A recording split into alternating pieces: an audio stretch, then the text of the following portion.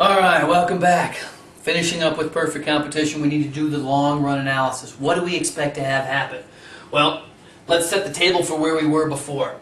Here was our the overall market, or the full market, our supply and demand in billions of bushels of corn, and here's where the price is. And for my particular firm, we look at our analysis and we see, okay, here's where we should produce, and unfortunately, we're losing money because the average total cost per unit of corn that we're producing is less than the price that we're getting for it. So what happens? What happens when you're losing money? Well, invariably what's going to happen, some farmers are going to look at this particular analysis and say, I got to get out. They quit growing corn. They start growing soybeans. They start growing cotton. They start growing, bananas. Whatever else they can grow, they get out of the corn market.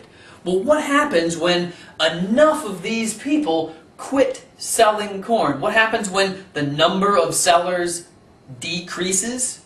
What happens to supply and demand? Well, sellers, that's a non-price determinant of supply. Supply is going to decrease. Well, if supply decreases, our supply curve shifts to the left. Here's our new supply curve. Well, when supply shifts to the left, what happens to price? It goes up. Now you're seeing it, aren't you? So what happens to us is that all of a sudden price starts to go up because other farmers who are also hitting this loss right now can't pay off their loans, they can't continue to borrow money to go ahead and grow more corn, and the price of corn rises. Until all of a sudden we get a new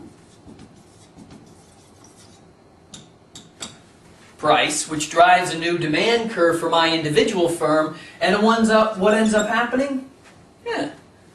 Eventually the price is going to move up to some stage where, more than likely, we're going to get to the stage where we are not making a loss anymore. And instead, we're at that stage where, for the most part, we're not making any economic profit. And why is that? Why do you not expect there to be any economic profit? What happens if the price goes too far? Let's suppose it shoots way up here and we're making an economic profit. Well, in a perfect competition, remember, it's easy to get in and out. Imagine, if you will, you're looking over at your buddy and you're a farmer and you see them making all this money at corn. What do you do next year? You switch from growing, soybeans or growing wheat to growing corn. And what happens to supply? Supply grows. It shifts to the right in the overall market, and when it shifts to the right, what happens to the price? It goes back down. And so this points out one of the disturbing, or just factual things about a perfect competition, is that in the long run, you're never going to have economic profit. Why? Because in the long run, people can hop in and out of the market based on whether or not they're making an economic profit or not making an economic profit. And if they're not making that economic profit and they're at a loss, they get out. And eventually the price will creep up a little bit so that you actually get to that stage where you're not making any economic profit and you're not making any economic loss.